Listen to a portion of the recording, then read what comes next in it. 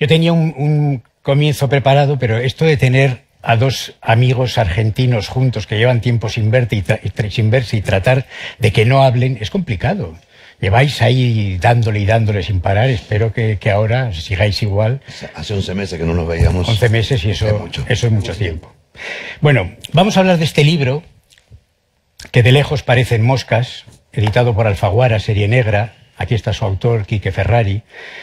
A mí me gustaría, creo que es bueno cuando uno habla de un libro decir cosas nítidas lo más posible. En este caso me gustaría empezar diciendo que para mí, que acabo de leer la novela, se trata de una obra maestra del género. Es un gran libro, es un libro singular. Ahora trataremos de comentar, de explicar, de tratar de desgranar, sin desvelar determinadas cosas, por qué esta novela tiene un alcance tan extraordinario, verdaderamente voraz. He utilizado por ahí en las redes esa palabra. Es un libro que realmente te absorbe, entras en él y te absorbe, y es bastante difícil salir de su oscura fascinación, porque es un libro terrible por otras cuestiones, que ahora iremos entrando en ellas. Pero Quique Ferrari es el autor, Carlos Salem es el otro argentino presente en la mesa, porque he visto que entre el público hay algunos novelistas argentinos ilustres. Y Carlos conoce bien la historia de esta novela, que es esa obra maestra que decimos, pero es una obra maestra singular. Yo creo que es curioso cómo en el funcionamiento del mercado editorial actual, un escritor escribe una novela, un escritor entrega la novela terminada al editor, el editor la publica, se hacen una serie de protocolos de prensa, de promoción, etcétera, etcétera. El libro sale, vive su vida normalmente corta y luego, bueno, pues a partir de ahí o bien pasa al olvido o bien pasa al olvido, en general. A veces hay alguna otra pequeña opción de un 0,09, pero en general suele ocurrir eso. Esta novela tuvo una historia especial y única. Hay pocas novelas que tengan una historia como esta, y a mí me gustaría que Carlos Salem, que la conoce bien, pues antes de empezar a hablar del libro, contar un poco esa historia, que en sí misma casi es una novela, es una narración peculiar. Tú conociste la novela de la que hablamos hace un tiempo. Cuéntanos, sí, cómo fue tu relación con esta novela. Lo mágico de esta novela, aparte de la obra en sí, la obra en sí es singular, como dices, una obra maestra, pero además es un mecanismo de relojería, ya hablaremos de eso, pero hay novelas que vienen bien paridas, más allá de la suerte que tengan, porque lo normal es que saques un libro, lo publiques o no, tenga una cierta repercusión y luego desaparezca. Es muy raro que un libro tenga la trayectoria de este libro, y solo eso ocurre con los libros muy buenos. Yo conocí a Quique, yo creo que por intermedio de Leonardo Yola, o sea, cuando tenía el Bukowski Bar aquí en Malasaña, todos los escritores argentinos que venían, Marcelo Luján traía escritores argentinos, y así todo el bar duró, no quebró ni nada, y conocí a mucha gente, y con ellos a Leonardo Yola, que me presentó un montón de excelentes escritores y escritoras, excelentes personas, y ahí conocí a Quique, y a partir de ahí, ya en viajes que hice, empezamos a hacernos amigos, teníamos un sueño muy parecido. Tenía un libro sobre Bukowski, tenía una aventura en Norteamérica que diremos que es inventada, porque cuando se publica el libro en Norteamérica tienes que decir que es falso, si no te deportan otra vez. Y me llega esta novela. Yo ¿Hablamos de qué año, más o menos? 1492. No sé cuándo. 2010, 2008. Sí, 2009, 2010. Por ahí más o menos, sí. Y el caso es que yo lo veo, esta novela veo que él la empieza a publicar en un blog. Y la está publicando, la publica en el blog. Y a mí me empieza a encantar. Y le escribo, le digo, loco, está la novela completa, mándamela que la mueva acá a ver qué se puede hacer. Yo no soy editor, no sabría. El caso es que se lo ofrezco a unos editores y me dicen, es buenísima, pero ya se publicó en el blog. Y digo, mira, yo no soy muy millennial, no tengo una gran cultura digital, pero me parece que no tienes ni puta idea de lo que son las redes. Lo que está en la red está, y en realidad es un reclamo para que te lean luego. Pero bueno. Y entonces pasa un tiempo y una editorial pequeña de aquí, Amargor Independiente, me dice, me gustaría hacer una colección de novelas, creo que hice 3. O sea, mi vida de editor, Mariano Peligrato Puesto, solo he editado 3 libros, y ahora los 3 fueron maravillosos. Y entonces yo le digo, pues, el nombre era Negra, Urbana y Canalla, NUC. Digo, con ese nombre que yo le inventé el perfil de la colección, la novela de aquí que tiene que entrar. Y el editor, que confesó que nunca leía, se la leyó, y se quedó maravillado. Y entonces, de golpe, pues, digamos que esa colección nace por esa novela. Esa novela tuvo una andadura corta, pero singular, porque venía bien parida, como decía, bien nacida. Fue a la Semana Negra de Gijón, y aunque la editorial era muy casi no distribuía. Ganó el premio Silverio Cañada, que solo ganamos los mejores. Y el premio Silverio Cañada se entrega a la mejor primera novela negra publicada, escrita en español y publicada en todo el mundo. El año anterior. Y al año siguiente salió en una editorial muy pequeña también, de un recuerdo desparejo, pero interesante, la versión en francés de Moisson Rouge, que fue donde yo empecé a publicar en Francia.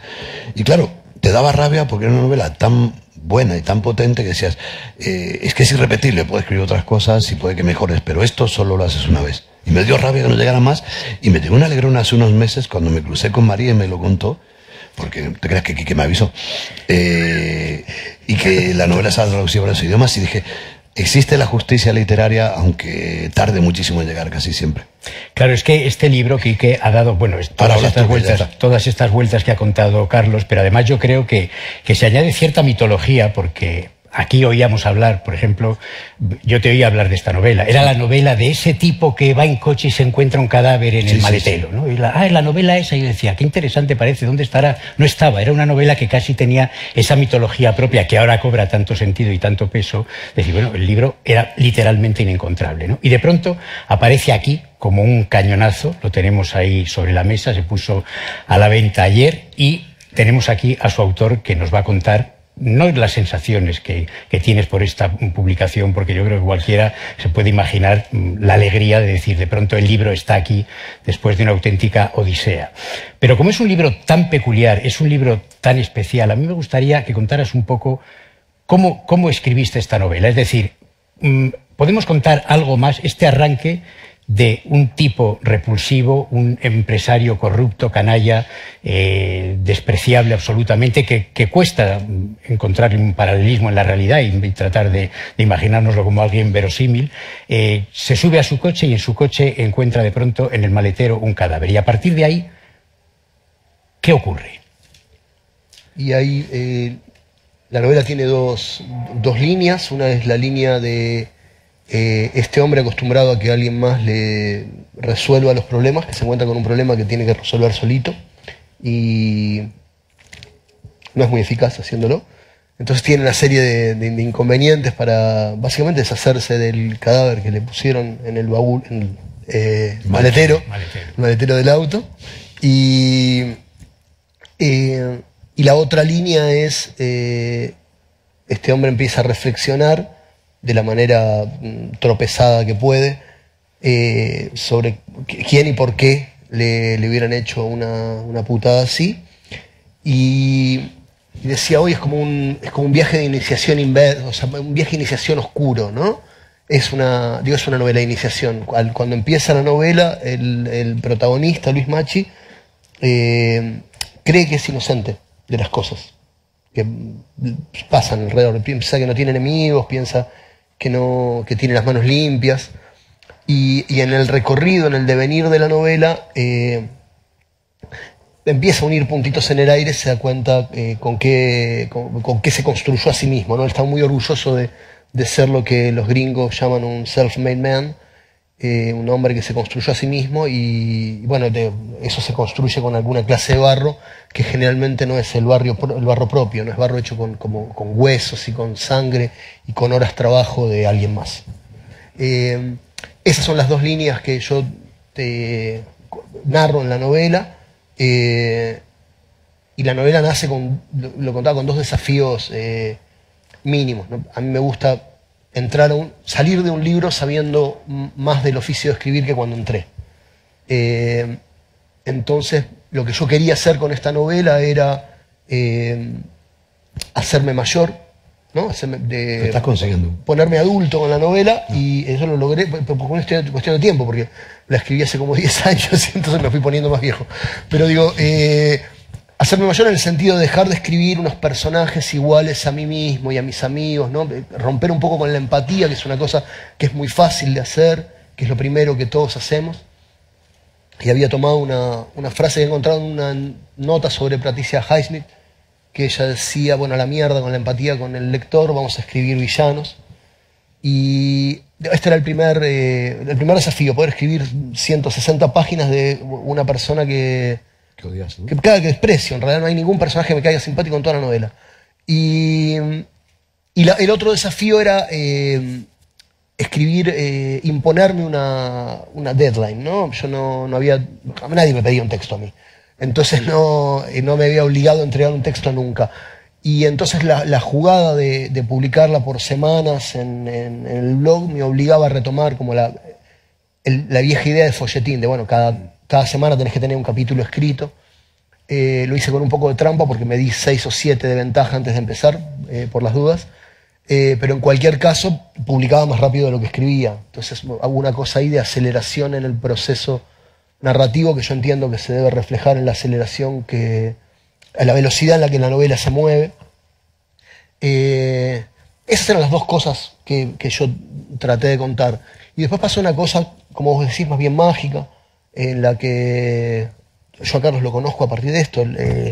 Comenta mi novela sin conocerme. Y claro, yo, pero luego sí es así, perdón, me estaba acordando, claro, el que se hace mayor soy yo. Comento aquí que por ahí, lo conozco ahí, y luego yo te conecto con los otros chicos. Sí. Y yo lo llamo y le escribo agradeciéndole que haya comentado los pocos, 2 o 3 capítulos que han salido. Y él me da una mano con esto, una generación enorme, se lleva el libro, lo difunden, y bien aparece la posibilidad de armar su propia colección. Lo pone a jugar y después en la Semana Negra, ¿no? Yo conozco, bueno, ya lo había conocido en un reportaje que le hicimos en Buenos Aires, pero me vuelvo a cruzar cuando voy a presentar la novela. Yo he ganado un premio de cuento el año anterior. Me vuelvo a cruzar con Paco, que es, además de ser una fuerza en la naturaleza y no una persona, es el tipo que ha hecho más por mi trabajo en mucho tiempo. Paco Ignacio Taibo. Ahí va, sí. En Francia dices Paco y saben que es él. Claro, sí, Paco Ignacio Taibo. Y después, bueno, pasó esto. Había una cosa como media rara que la gente sabía de la existencia del libro y un poco quién era yo, pero que casi nadie lo había leído. Ahora nos vamos a tener que enfrentar a la cruda realidad de que lo van a leer, así que no sé si... esperemos que esté a la altura de lo que escucharon del libro. De lo que cuentas, de cómo se hizo este libro, porque claro, cualquiera que escriba sabe que escribir con esa presión, decir, entrego un capítulo a la semana, aunque tengas 6 de trampa, eso es un estrés muy grande, eso es algo verdaderamente, pues es una autopresión que tú te pones. Y el libro sale tal y como tú lo has escrito, por lo tanto había un concepto. Esta novela es un círculo que se cierra, empieza de una manera y luego se cierra de una manera a la que luego tendremos que aludir sin contar nada, porque llevamos todos fascinados con el final de este libro, todos los implicados en el asunto, y vamos diciendo, este final, tenemos una envidia, todos los que escribimos, por haber inventado ese final, pero bueno, no vayamos al final todavía. Esa estructura de novela, es decir, este hombre que encuentra ese cadáver en su coche y emprende por la noche de la ciudad una aventura enloquecida, tratando primero de averiguar quién pudo ser, segundo, quitarse de encima, por supuesto, el problema, que es muy fácil entender. De hecho, resulta curioso que con el personaje protagonista tan repulsivo empatizas en cierto sentido porque te pones en su lugar, entiendes lo tremendo que es encontrarte con un cadáver en el coche, ¿no? Entonces, esa velocidad va avanzando, por supuesto, hacia la resolución del enigma, pero a la vez esos pequeños flashbacks que cuentan quién es este personaje, con quién está casado, quiénes son sus hijos, quiénes son sus colaboradores, de dónde salió su fortuna, etcétera, etcétera, etcétera. Yo creo que tiene una habilidad muy grande porque los flashbacks son muy breves, es decir, no sé si esto estaba claro en esa estructura que te obligabas a escribir cada semana, pero en una novela como esta que estamos describiendo, si en el hilo del personaje que huye con su coche o que busca a un culpable con su coche aparecen unos flashbacks de 30 páginas, pues evidentemente la novela se descompensa y se desequilibra. Pero es que los pequeños flashbacks son historias muy breves, historias brillantemente escritas, historias en las que aparecen algunos personajes verdaderamente memorables, y de uno ya sabes cuál, vamos a pararnos enseguida en un momento. Y luego en ningún momento se pierde esa idea tan clásica de la novela negra, de la novela de investigación, que es saber quién fue el asesino. Esto yo creo que es una de las cosas maestras de esta novela. Es decir, todo el tiempo tú vas diciendo, bueno, estoy averiguando quién fue, la historia brutal que tiene con su familia, esos pistoleros que aparecen, un montón de cosas que te impactan y te conmueven, pero todo el tiempo estás diciendo, cada poco vuelves a decir, bueno, pero claro, y este cadáver que está en el maletero, incluso hay que averiguar quién es el muerto y luego quién lo mató. Es una doble investigación. Está desfigurado. ¿Tú cómo está ves? Desfigurado y no se reconoce, con lo cual es doble la duda que se te genera. ¿Quién será? El muerto también, no solo quien lo puso, porque como está desfigurado no sabes quién es. Eso parece muy bueno. ¿Qué percepciones, Carlos, tú que recuerdas que casi parece que fuiste el primer lector? ¿Qué sentiste ante esta novela cuando era aquel post en Internet? Bueno, primero, fijaros que lo que decía que Quique, hay un fenómeno con la novela y con Quique, que es cuando ocurre esto, que sí, es cierto, yo leo el blog, lo comento, él me escribe, empezamos a charlar y yo comunico a mis amigos en Argentina, a escritores, que hay un tipo que está haciendo una cosa que está muy potente y de golpe ya cuando voy a Argentina ya está integrado, conoce a todo el mundo, es uno más y de hecho cuando voy allí que hacen un asado está Quique el primero ahí, comiendo y bebiendo más que nadie, conmigo. Quiero decir, es una incorporación porque para un escritor no es solo la actitud, es la obra. Y toda la gente que leyó este libro, los fragmentos que había, dijeron, acá hay un escritor. Entonces, por eso fue mi confusión de que me lo presentó otra gente, porque yo soy de desmerecer los pocos méritos que tengo. Son poquitos. ¿Qué me pasó? Me pasó una cosa, me fascinó el mecanismo de relojería de la novela. Me fascinó que es un esquema que debería haber 300 iguales y no hay. O sea, es casi como un subgénero, ¿no? Hay alguna cosa similar porque siempre hay algo que te encuentras. Y me fascinó, es un hombre satisfecho de sí mismo, un triunfador argentino después de la dictadura. No se ha hecho a sí mismo, se ha hecho deshaciendo gente. Hay una segunda dictadura que hubo en Argentina, que es la dictadura económica de la gente que se enriqueció negociando con la dictadura militar y a costa de vida, sindicatos y todo. Este hombre que se siente un argentino de pro, pincha un neumático, se lo puedo contar porque está en el primer capítulo, y cuando llama a la grúa, él que está acostumbrado a no hacer nada, dice, no, 40 minutos, tu puta madre, te voy a despedir, llama, no sé qué. Entonces le llama el de la grúa, no señor, en 20 minutos. Entonces el impaciente abre el maletero para sacar la llave, porque lo único que va a hacer y encuentra un muerto encadenado con unas esposas de metal forradas en peluche que son las que él usa para sus juegos sexuales guarros. Cierra y llama al de la grúa, no, venga, ya lo arreglé. Y a partir de ahí empieza su periplo de que toda la gente que él tiene contratada le arregle este tema, pero no contacta con nadie. Recorre todo Buenos Aires como un principito, que va pero cabrón, que va recorriendo el conurbano, todo lo de fuera, tratando de deshacerse del muerto, mientras recupera su memoria de lo nefasto que ha sido, aunque siempre se disculpa. A mí eso me parece genial porque no hay Quique lo hace que casi empatizas con este tipo. Más lees, más asco te da y sin embargo hay una parte de ti que quiere que se salve. Eso es casi imposible de conseguir. Yo creo que es uno de los secretos de la novela. Y eso yo me pregunto cómo funciona y por qué. Es decir, porque ciertamente el personaje no puede ser peor. Tú en sus flashbacks estás diciendo, vale, yo lo condenaría por esto, por todo lo que hace.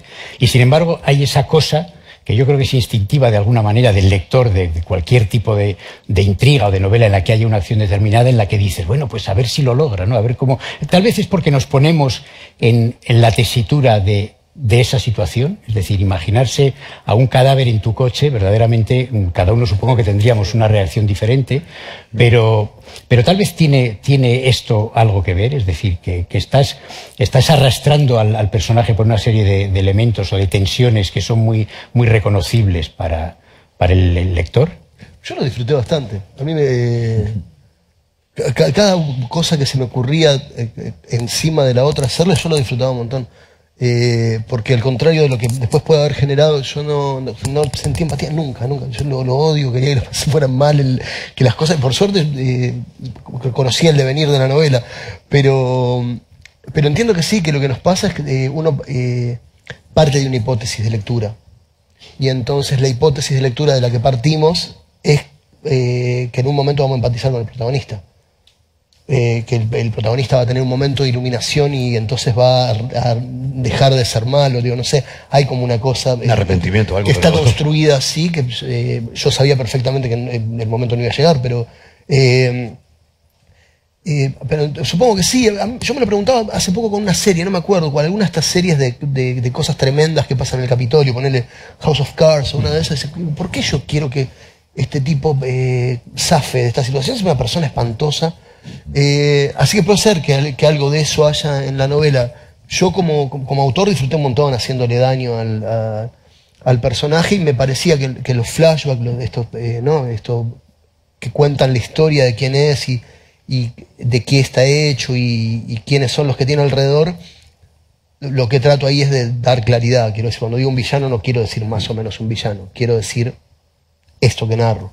Y es la mejor manera de explicarlo, me parece, ¿no? Cuando yo empecé el primer borrador, la primera línea del borrador era el tipo es un garca.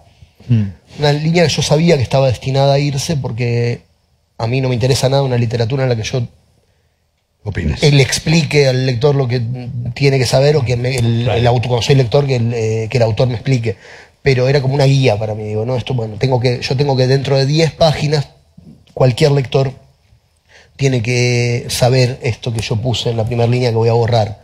Y después lo de los fragmentos tan cortos, todos los autores, o la mayoría de los que yo conozco, nos vamos haciendo con el paso del tiempo como un decálogo o de muchas más de 10, ¿no? Una serie de ideas que nos parece que funcionan para los distintos textos o para los trabajos que vamos enfrentando.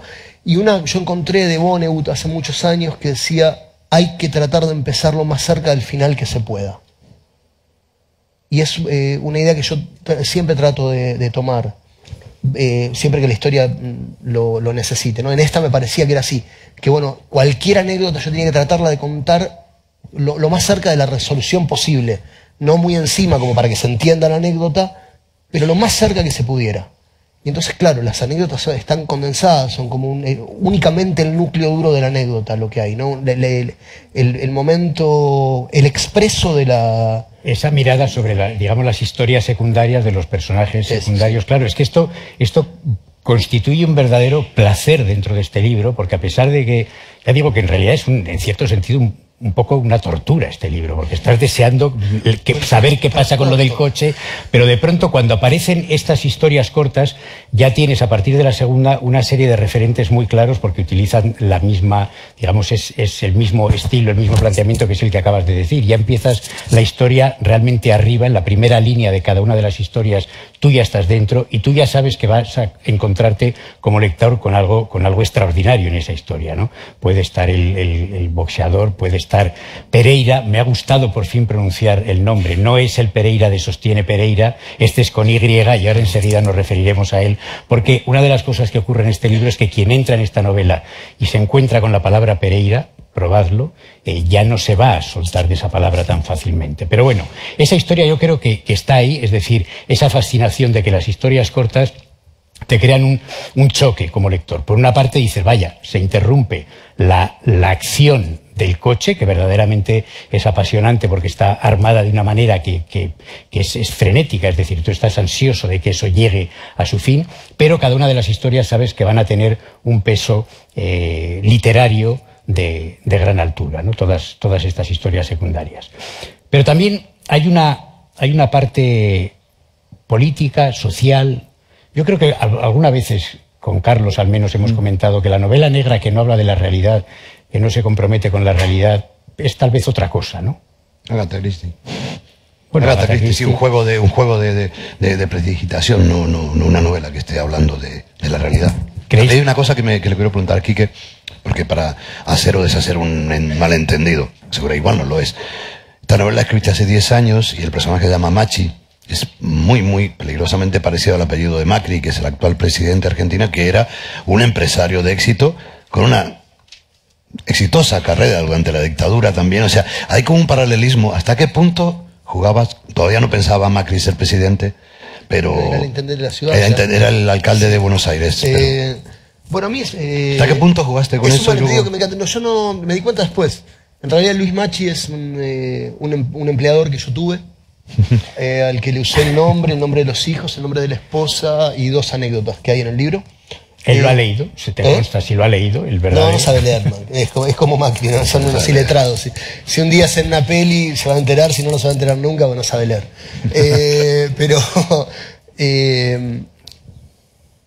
Pero decía que yo se necesitaba un modelo, por esto mismo de salir del espacio de comodidad y no narrar más a mis amigos. Yo no sé cómo son los millonarios, no los conozco. No toman café en el mismo lugar que yo. Bueno, yo no tomo café. Quiero decir, no viven en los mismos lugares que yo. No sucede. Entonces necesitaba un modelo para poder guiarme, para que el personaje tuviera una carnadura más o menos real. Y anduve buscando algún modelo por aquí y por allá, no, bueno, este tipo de la tele o así. Y en esta búsqueda encontré que Luis Machi, el original, digamos, la persona de carne y hueso, me servía de modelo. y que además me daba, o sea, yo tenía que darle un oficio de qué es lo que pasaba antes de que el tipo fuera hasta el auto, y entonces me servía, digo, bueno, es un empresario que tiene una empresa que es la misma, tiene una tanguería y demás, y le gusta, tenía 2 anécdotas muy sabrosas que después uso en el libro. Y después el resto lo fui cargando capas de ficción, y hoy no se parece tanto, espero, por mi salud, el personaje real con el personaje de ficción. Y mucho después, creo que fue cuando, en alguna de las traducciones, alguien hizo un estudio introductorio del libro y mencionaba lo de... hay una letra de diferencia entre el apellido del presidente de la Nación y el personaje. Y yo no lo deshice el malentendido, porque me parece una gran lectura, me parece que está muy bien. Porque es ese personaje. Todos los anti-Macri te lo van a comprar seguro. No, pero además es un personaje que es eso, es la nueva burguesía, la burguesía enriquecida con negocios no de producción, sino financieros, a partir de la dictadura. Digo, son aquellos para los que la dictadura fue hecha. Los 30.000 tipos que mataron, lo mataron para que eso pudiera suceder. Y entonces esto mismo, en el país en la que la derecha fue Sarmiento, ¿no? El tipo más lúcido de su época, la nueva derecha es este señor pobrecito que no... Bueno, ustedes lo conocen, no puede ni hablar. Bueno, es que eso yo creo que está, cuando decíamos antes, esa mirada, en cierto sentido, una novela política. Yo creo que todos los libros lo son. Creo que hasta los libros de cocina en realidad son libros políticos, en cierto sentido. Todo el que escribe un libro inevitablemente está adquiriendo una postura ante la vida, una mirada, ¿no? A mí me gusta, normalmente... Estoy en contra de los libros que empiezan con citas ajenas. Bueno, y también de los que empiezan con citas propias, que seguramente sería un poco excesivo, ¿no? Pero este es habla mucho del libro, porque hay tres citas de 3 autores que en cierto sentido son autores de novela negra, que son Jim Thompson, David Goodis y Karl Marx. Los 3 en cierto sentido pueden hacer negro, ¿no? Pero ahí está esa mirada de la cita de Marx. Yo creo que ese nombre ahí puesto nos sitúa un poco en esta idea, ¿no? Tú quisiste hacer, sin ensañarte directamente en ello, un libro a la vez muy brutal sobre la dictadura, sobre esa época, sobre todo lo que estás contando, ¿no? Sobre de dónde surge el país actual, podríamos decir. A mí me pasó al revés. Yo quería contar una de tiros. Una de tiros. Yo tenía una historia, esta historia. El tipo se encuentra muerto en el baúl, se lo tiene que sacar de encima. En un capítulo va a pensar a quién cagó, y en el otro capítulo va a tratar de sacarse el muerto de encima. Una de Tarantino quería contar.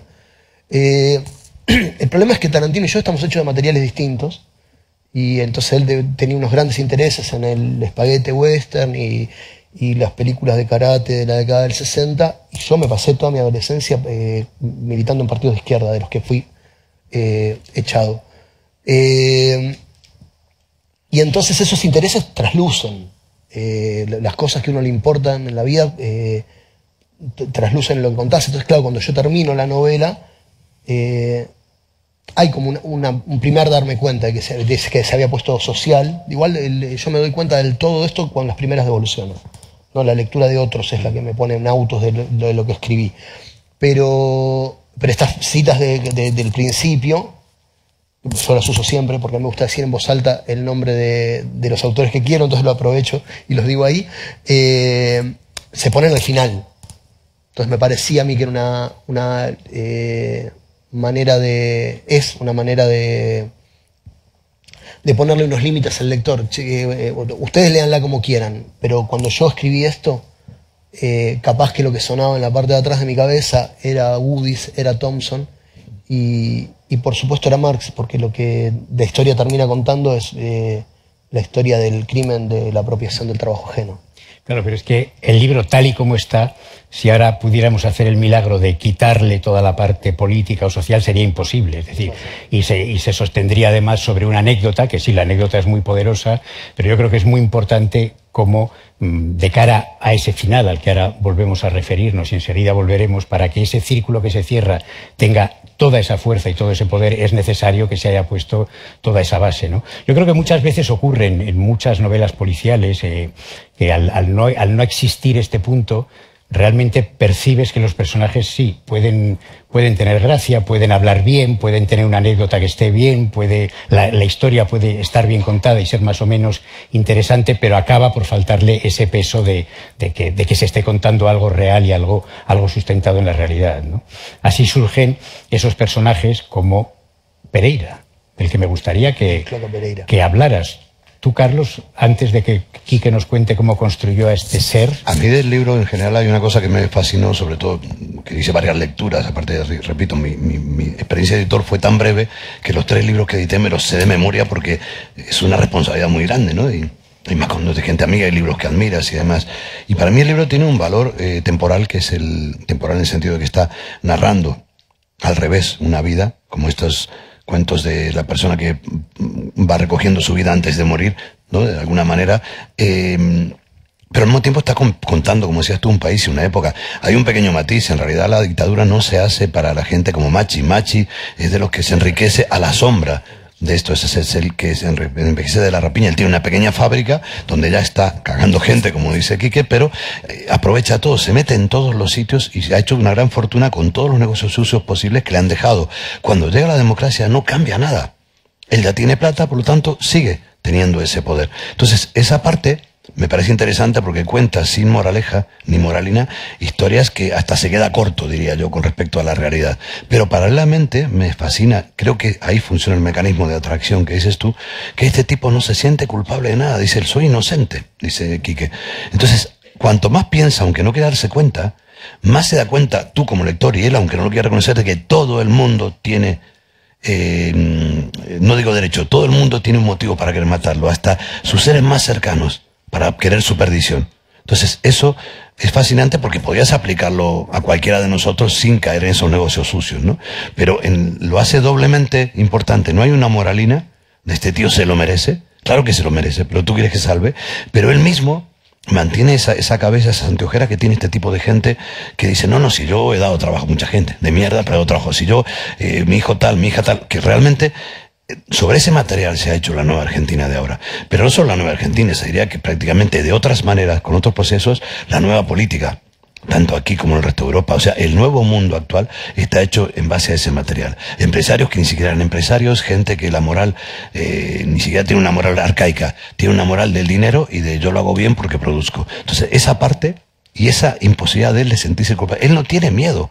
No tiene miedo del culpable, tiene el miedo de, me tengo que librar de esto porque yo siempre me he librado de todo. Corrígeme, Quique, pero él no tiene miedo de decir, joder, me arrepiento, en ningún momento se arrepiente. Y eso es lo que lo hace irresistible al personaje de Machi. De Pereira habla tú, que sé que te gusta. Y dentro de ese concepto de un personaje que, como estamos describiendo, pues evidentemente uno puede imaginarse pues cómo es su familia, cómo es su mujer, cómo son sus hijos, qué tipo de vida llevan. Y naturalmente uno puede imaginarse que tiene una especie de señor lobo, de hombre que hace el trabajo oscuro, de pistolero, y ahí es donde aparece Pereira, que es este personaje que a mí me ha noqueado, o sea, porque verdaderamente es muy difícil, es decir, cuando uno lee una novela negra o ve una película negra, porque ahora podemos hablar ya del género más abiertamente, de forma más general, es muy raro encontrarse a estas alturas, después de haber leído tanto y visto tanto, que de pronto aparezca un personaje secundario que ocupa en la novela un total de 8 páginas, tal vez, ¿no? Alguna mención así. Verdaderamente que te impacte de esa manera y que digas, estoy ante un malvado, ante un villano que no tiene nada que ver con los del cine, que no tiene nada que ver con... O sea, que es real, brutal y que resultaría aterrador encontrárselo. Me gustaría que contaras un poco de este personaje que te salió tan redondo y que da tanto miedo, da un miedo real. Uno piensa en encontrarse con Pereira después de leer esta novela y creo que lo que sentiría es miedo y decir, lo mejor es irme rápidamente del lugar donde vaya a entrar este tipo, ¿no? Yo necesitaba un personaje que fuera un pistolero. Una de las grandes enseñanzas que me dejó a mí Paco, una vez más, Paco Estaibo, es ningún personaje, aunque ocupe una línea de una página, puede ser de cartón piedra. Cada personaje tiene que estar vivo, cada personaje tiene que tener una biografía, una historia, un un cuadro del que se hincha, una música que le gusta, que vos no pones nada de todo eso, pero lo tenés que saber. Y entonces yo retomé mi primer novela, que es una novela bastante mala. Hay un momento en el que secuestran, un pequeño grupito ultraizquierdista secuestra a unos hombres de la mano dura de la dictadura, ¿no? Torturadores. Y uno se llamaba Robledo, creo que es el nombre, Pereira. Y entonces esto me resolvía algunos problemas. El primer problema que me resolvía es que yo ya sabía de dónde había salido el tipo. Entonces construyo esta pequeña recorrido de su vida, de esta maqueta que yo hago de los personajes. Y la característica que le doy es que es tremendamente mal hablado. Todo lo que dice lo dice en unos términos brutales. Bueno, ya lo van a encontrar.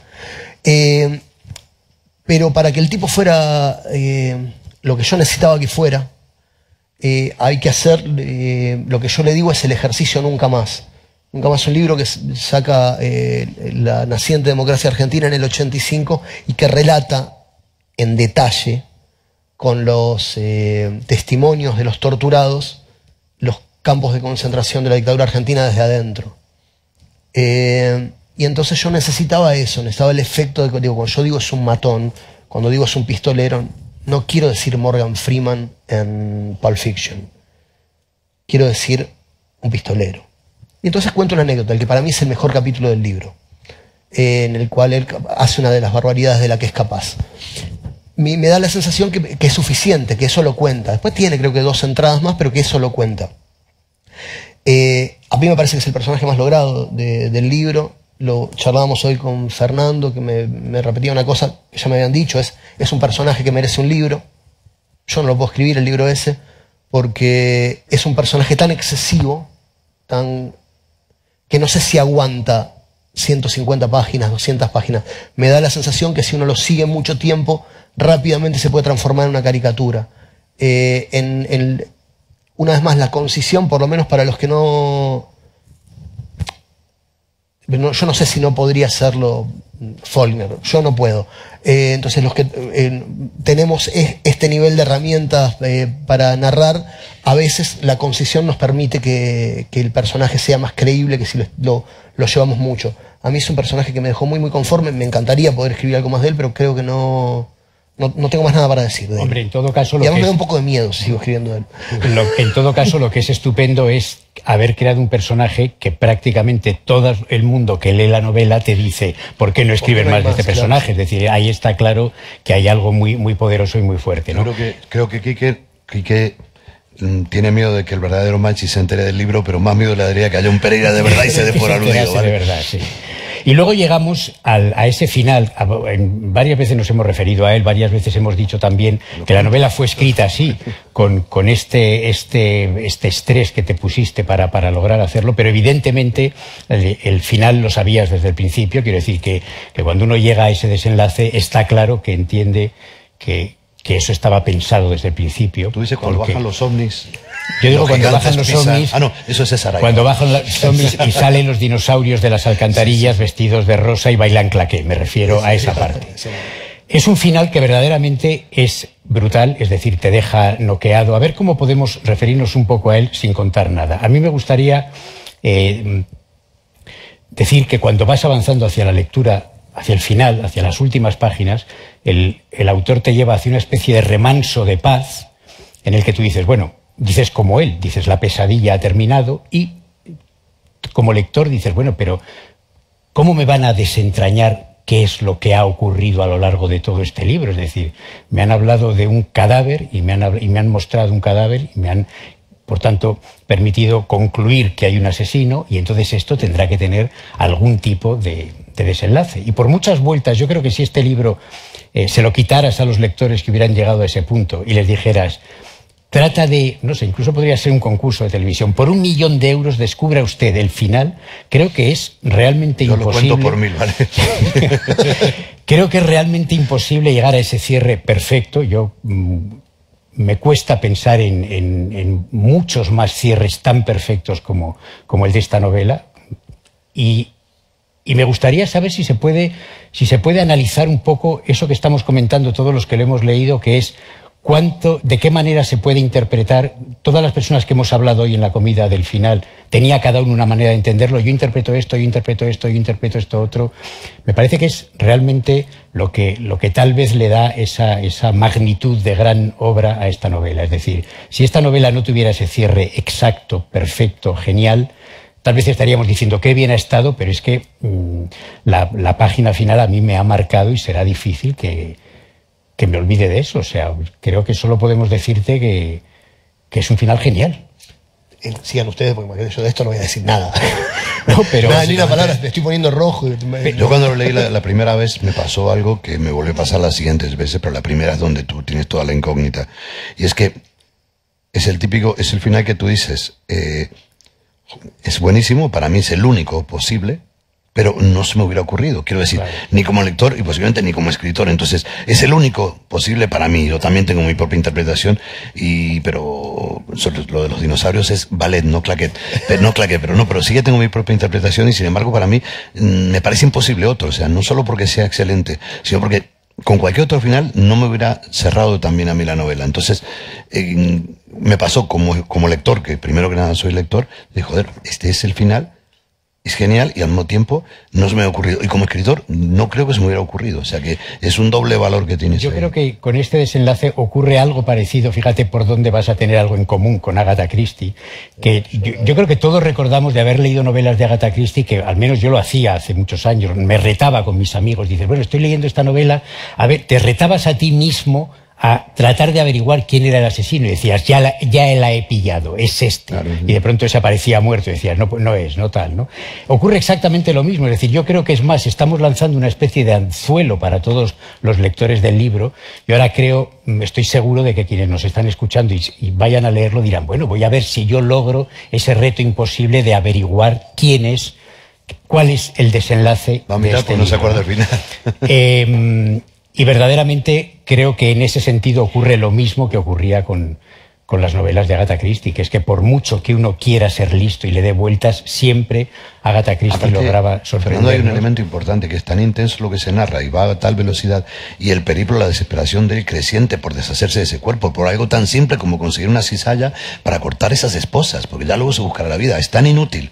Un hombre que ha gobernado vida de gente y muertes, que siempre ha tenido que no es capaz ni de hacer eso, y esa propia fragilidad que va contrastando, ese propio, no miedo a su responsabilidad, sino miedo a una realidad de la que él vive lejos desde hace mucho, hace que eso, sumado a sus flashbacks, que va rememorando, que te das cuenta que todo el que le ha conocido tiene un motivo para querer matarlo, hace que yo, por ejemplo, no me la pasé preguntando quién es. Iba disfrutando, porque la siguiente página podía ser el hijo, podía ser otro, puede ser cualquiera, porque este hijo de puta merecía morir muchas veces, merecía que le llenaran la casa de cadáveres, el mundo, ¿sabes? Un autobús. Entonces, esa parte, sin que le tengas rabia, porque quieres que se salve y contradictoriamente te parece bien, es la que hace que no... Yo por lo menos no estaba tratando de averiguarlo. De Agatha Christie sí lo hacía también muy joven, porque aparte me encantaba adivinarlo. Siempre en la novela de Agatha Christie es el marginado. En esta novela del asesino, como en toda novela negra, es el sistema, ¿vale? Entonces, pero sí que es cierto que yo no me preocupé tanto por eso. Lo que quería era ver cómo acababa esa historia más que saber. Sí, pero siempre tenemos, cuando hay un enigma policial, digamos, siempre que tenemos ese deseo de decir, vale, está lo social, están los grandes personajes, está la trama la trama apasionante de este personaje y de esta liberación del cadáver, pero cada poco yo me recordaba decir, bueno, esto tiene un aliciente final que es quién es el asesino, ¿no? Bueno, lo vamos a dejar ahí porque si no vamos a acabar dando demasiadas pistas, pero a mí me gustaría dejarlo ahí. También me gustaría abrir enseguida, que podáis preguntarle aquí que alguna cosa, pero antes me gustaría hacer una cuestión un poco a los dos, me gustaría preguntaros. Yo tengo la sensación de que la novela negra escrita en español está yendo hacia lugares nuevos. A mí me parece que en los últimos años han aparecido 3 grandes novelas, esta sería la tercera. Una es Yo fui Johnny Sanders de Carlos Zanón, otra es Subsuelo de Marcelo Luján y esta sería la tercera. Yo creo que forman un tríptico que de alguna manera está como lanzando una señal clara de aquí está pasando algo, la novela negra se está moviendo, está llegando a otro lugar. ¿Qué opináis de esto? Yo ya hace tiempo que...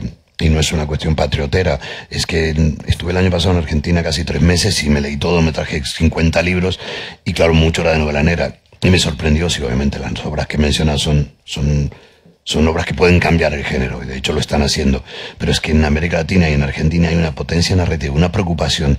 Porque claro, es que la historia reciente es una novela negra, pero de verdad. Entonces, él decía que quería que Pereira fuera un pistolero. No en el sentido de un pistolero de Tarantino, un ladrón, no. Un pistolero en Argentina ha sido alguien al servicio de el llamado proceso de Organización Nacional de los Militares, alguien al servicio, o sea, alguien que estaba trabajando políticamente con crímenes políticos económicos. Entonces, esa historia está hasta la propia, todo lo que tenga que ver con las drogas, todo tiene que ver con eso.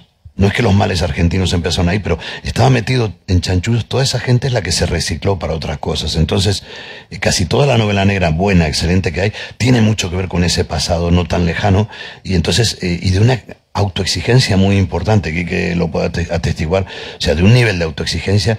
Yo no veo que mis amigos de allí estén buscando a ver si pego el pelotazo del thriller de La chica del tren, que no es de tu editorial, espero, Mariano, que a mí no me gustó nada.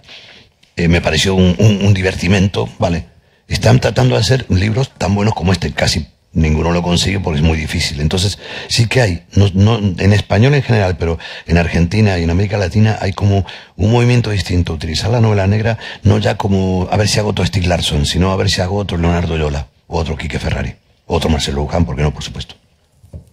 Sí, a mí lo pensé la primera vez, cuando presenté la novela la primera vez, cuando fui a la Semana Negra, que leía una serie de autores que no conocía, y pensaba que bueno sería, qué lindo sería, aunque digo, dentro de más de 25 años no me importa nada de lo que vaya a pasar con la literatura, pero digo, si dentro de 30 o 40 años se nos leyera sin saber muy bien cuál era cuál. ¿No? Porque yo creo que hay áreas, no necesariamente nacionales, pero sí áreas en las que está pasando algo. Está pasando algo con las historias, pero sobre todo está pasando algo con las herramientas, ¿no? Te parezco un formalista ruso, pero bueno, eso, el oficio, ¿no? Con la tarea, con cómo contamos esas historias. Después va a haber lo que cada uno le ponga, lo que yo tenía para ponerle a esta historia. Pues si yo les doy, les cuento a cualquiera de ustedes, antes que lean el libro, cómo va a terminar y lo demás, todos lo pueden escribir y cada uno de ustedes va a escribir un libro distinto. Hay una cosa que es lo que cada uno trae. Pero es lo que cada uno trae y además las herramientas que aprendió a usar. Y a mí me da la sensación que hay unas búsquedas ahí que son interesantes, en las que las historias no necesariamente se parecen. De hecho, los libros que vos nombraste no tienen historias parecidas, pero hay una búsqueda en la que a mí me parece que hay autores a sumar. Por supuesto, lo que decía Carlos, ¿no? Leo es un autor que ha venido a mover el amperímetro de la narrativa en la Argentina, por lo menos. Pienso en Cristina Fallarás, que hablábamos hoy, que ha salido del género y ha escrito además su mejor trabajo cuando salió del género, ¿no? Últimos días en el Puesto del Este es una novela brutal. Pienso en Diego Meixeiras, un escritor de Galicia, que la rompe toda. En Bef, en México, Carlos, no porque lo tenga acá sentado, sino porque viene haciendo unas cosas que tienen que ver con las historias que decidimos contar, pero además tiene que ver con las herramientas que buscamos para contarlo. Digo, la novela contada linealmente y de adelante hacia el final, digo, no es necesariamente que esté perimida. Yo, de hecho, venía caminando para acá y hablaba con alguien de La nieta del señor Lin de Philippe Claudel, que es una novela lineal, cortita, hermosa, y lo cierto es que lo que nos viene a demostrar es que sigue sin haber nada más bello que la belleza. Pero dentro del género me parece que había que mover, a menos que uno tenga una historia como la de Claudel, había que mover un poquito la caja de herramientas, y en ese movimiento han salido grandes novelas. Yo tengo una envidia absoluta por los usos del lenguaje que maneja Carlos Zanón, al que se le nota mucho, que viene de la poesía de manera cosa, en el brillo de lo que escribe, que es difícil de replicar si uno no viene de esa cosa pura de relación con el lenguaje que tiene el poeta. Nosotros, la unidad temática nuestra son párrafos, en algunos casos capítulos, en la mayoría de nosotros entiendo que son párrafos. Carlos notoriamente trabaja en oraciones. Digo, su unidad temática es mucho más chica porque la materia prima de él es el lenguaje.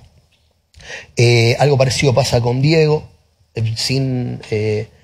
un poco de pudor porque está acá, pero te lo decía hoy en el almuerzo, Subsuelo es la novela que a mí me produjo más envidia en un montón de años. O sea, me da muchísima bronca que alguien haya podido escribir esa novela y no haya sido yo.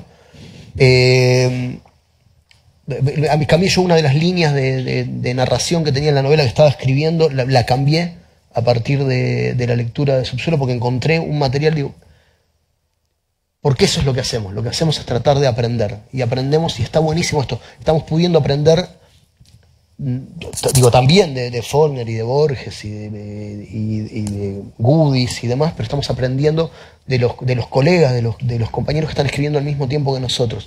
Y me parece que, no sé cuánto es el aporte que cada uno hayamos podido hacer, pero es cierto, sí que hay unas herramientas nuevas, ¿no? O quizás puestas de otra manera. Son las mismas herramientas pero puestas de otra manera, que están moviendo un poquito la forma de narrar el género.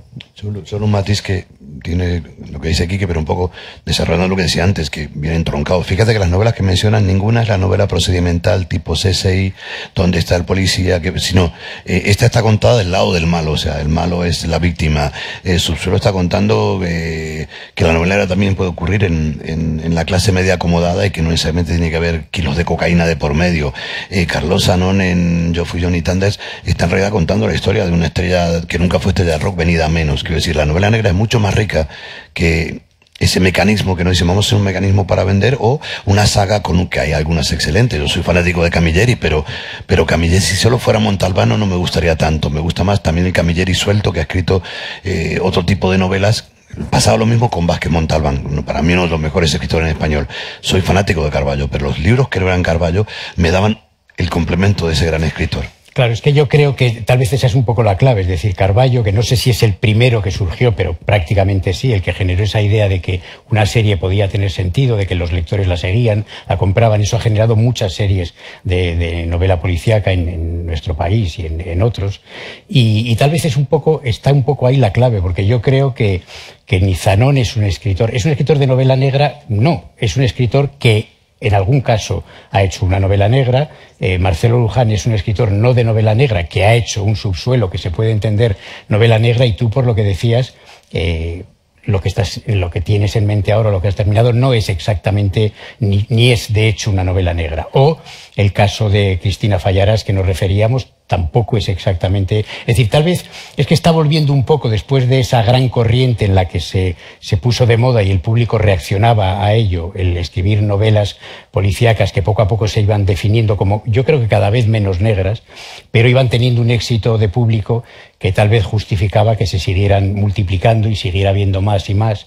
Y de pronto ahora vuelve pues esta fórmula con estas novelas que hemos citado. El género es más grande que yo creo que es más grande de lo que parece. De hecho, el género negro invade prácticamente todo, de alguna manera. Lo que pasa es que, claro, está el género negro y luego está lo que dentro del género negro se le llama negro porque está de moda y porque vende, pero que a lo mejor no tiene la misma intención de contar un país, de contar una historia que resista 70 años. Tiene la intención de contar algo para divertir, contar el momento y vender bastante, lo cual me parece muy bien, pero diferencio.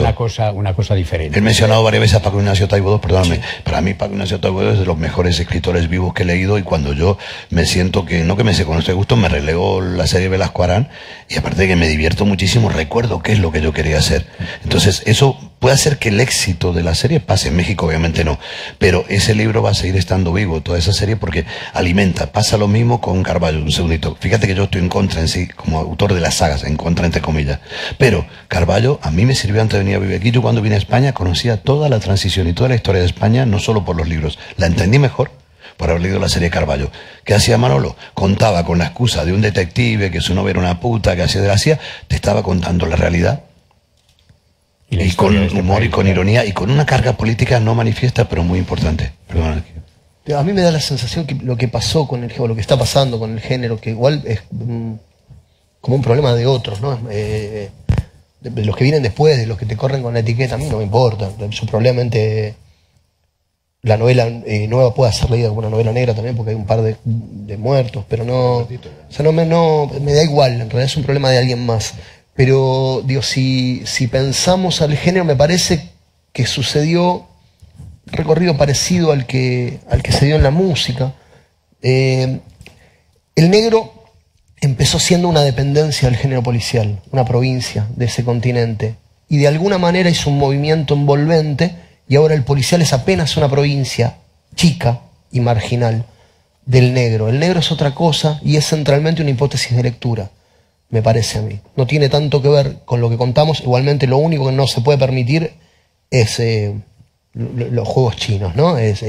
Tiene que ser verdad lo que está pasando, tiene que haber carne y uña y sangre y pelo ahí, pero después es una hipótesis de lectura. Esa es la sensación que tengo. Yo digo la analogía con la música. A mí me gusta mucho el metal. Y pasó eso. El rock en un momento empieza conteniéndolo, ¿no? Es una de las muchas variantes del rock. Y después termina pasando que el metal tiene un sector, AC/DC y demás, que son rock and roll. Digo, hay un movimiento envolvente que hacen a veces los géneros, que hace que lo que empieza siendo una provincia de un país o de un continente, finalmente termina siendo la foto grande. Acá hay bastante confusión. Digo, en la Argentina cuando nosotros hablamos de género negro no estamos hablando de género policial. Son dos cosas distintas.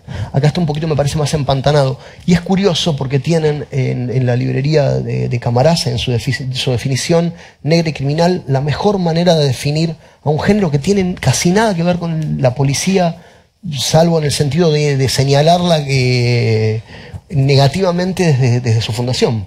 Bueno, es que ese concepto del negro y el policial yo creo que es la cuestión más ancestral, que efectivamente no es lo mismo, pero hay mucha gente que dice, no, es lo mismo, y digamos los que son simplemente lectores, o dicen, este libro me gusta mucho, es novela negra, y dicen, no, esto es una novela, una investigación policial, es género policial o género negro, que son cosas distintas, ¿no? De todas maneras, esa idea de la provincia, el país, todo eso lo has contado yo creo que muy bien. Tu novela sería una ciudad dentro de todo ese mapa que has creado, ¿no? Una ciudad propia en la que yo creo que uno puede perderse, a ser posible no con un coche, con un cadáver dentro, pero sí perderse en ella y quedarse ahí. Yo creo que es una novela, lo decíamos al principio, quienes la leáis comprobaréis que estamos ante uno de los grandes libros de este género que tenemos la oportunidad de leer y que quedarán. Yo creo que lo mismo que seguimos hablando de esos otros autores que hemos citado, esta novela ya va a ser un referente para muchos de nosotros. Que además va a tener mucha suerte, aparte de aquí seguramente,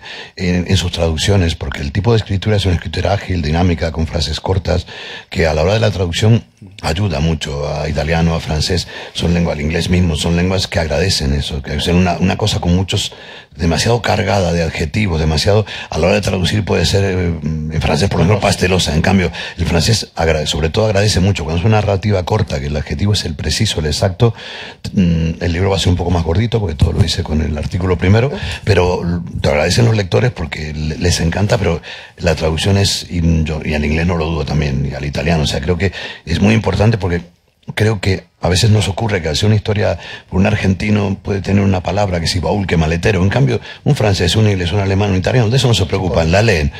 Se la colaste, le encantó la historia y se siente el que lleva el cadáver en el maletero, es lo único que le va a importar.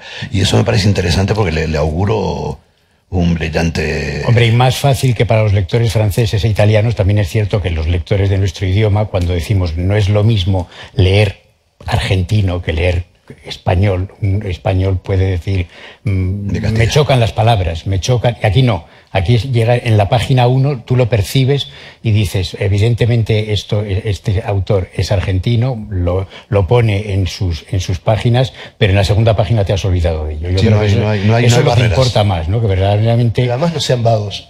Yo me la pasé toda mi adolescencia leyendo a Andreu Martín y a Vázquez Montalbán y no le pedí un diccionario a nadie, así que vamos, esmérense un poquito, no es tan complejo. Se puede leer sin diccionario, lo podemos garantizar. No, pero si no hay... Yo no sé si antes de que terminemos y de que Quique pase, porque espero que después de todo lo que hemos dicho de Pereira y del final, compréis el libro, él estará para firmarlo, pero tal vez alguien quiere hacerle alguna pregunta o hacer algún comentario sobre lo que hemos dicho, aprovechar que lo tenemos aquí, pues este es el momento idóneo. Pasar un ángel, 2, 3, 4 ángeles. Yo os cuento, no es hacer... Ahí hay una pregunta. Ah, bien, sabe que... Yo quería preguntar, porque el nombre, si se puede decir, que de lejos parecen moscas. Ahí va, hermoso. Sí, lo explico enseguida en el libro, en las primeras páginas, pero es así. Que de lejos parecen moscas es la última entrada de una enumeración que hace Jorge Luis Borges. Párense. En un texto que se llama El idioma analítico de John Wilkins. Y que en el libro está mediado porque eso lo toma Foucault en el principio de las palabras y las cosas. Y esto me permitía dos cosas. Me parecía un título extraordinario, sobre todo para contar lo que yo quiero contar en la novela, pero además el resto del listado son las entradas, los capítulos. Cada capítulo es uno de los nombres de esta enumeración de animales fantásticos que Borges le adjudica a un viejo texto chino o alguna de esas cosas que hacía él. Y entonces esto me permitió, por un lado, darle un título, por otro lado, ordenar la novela por dentro. Digo, hay una de las entradas, que es una de las definiciones de animales, que es lechones. En el capítulo que se llama Lechones, difícilmente yo vaya a hablar de los hijos de Machi o de las señoritas con las que alterna, porque no lo permite el título. Entonces, en ese capítulo hablo de policías. Lechones son cerdos. Claro, el que se llama Sirenas, hablo de mujeres y no hablo de sus compañeros de juerga. Digo, me ordenó un poco el lío que yo tenía para saber qué contar en cada momento. Y la última de la enumeración, que es que de lejos parecen moscas, quiere jugar con esta cosa que sucede en el libro, pero nos sucede a todos los demás, también en la vida cotidiana, que es cuando un problema está sucediendo, es siempre enorme, cualquiera que sea, y en cuanto salimos del problema, 15 minutos después de que salimos del problema, siempre parece que fue una boludez lo que pasó. Entonces quería jugar un poquito con estas dos cosas. Y al mismo tiempo me permitía, sin ponerlo en los epígrafes del principio que no le gustan a Fernando, en el próximo libro no los uso, decir en voz alta el nombre de Foucault, que para aquellos que lo leyeron permite entender alguna de las cosas que hace Luis Machi, que las hace, como bien decía Foucault, las palabras y las cosas se podría resumir en hago lo que hago porque puedo, que es más o menos lo que hace Machi durante todo el libro.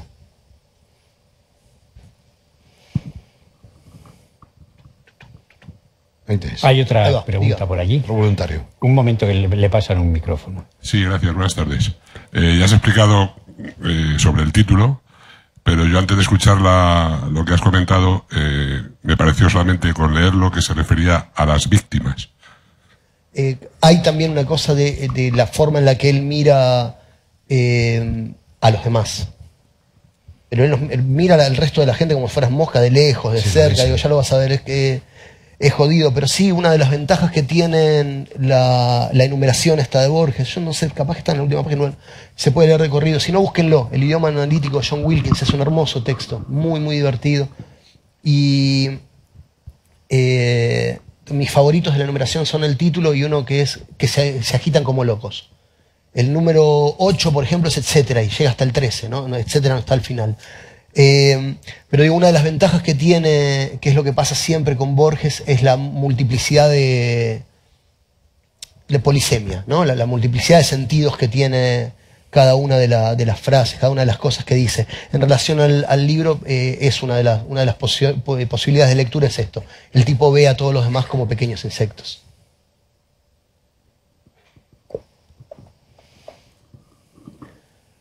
¿Alguna cuestión más?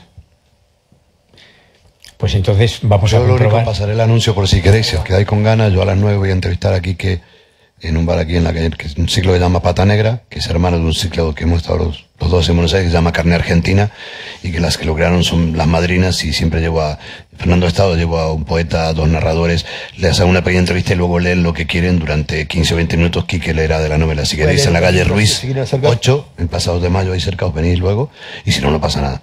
En concreto, tengo entendido que va a leer el capítulo de Pereira. Bueno, el capítulo de Pereira, o sea, y si alguien me quiere invitar a una cerveza, le dedico el libro. Y si me la invitas a mí, os cuento el final, ¿vale? Bueno, muchas gracias a todos, y el libro, como decimos, está afuera para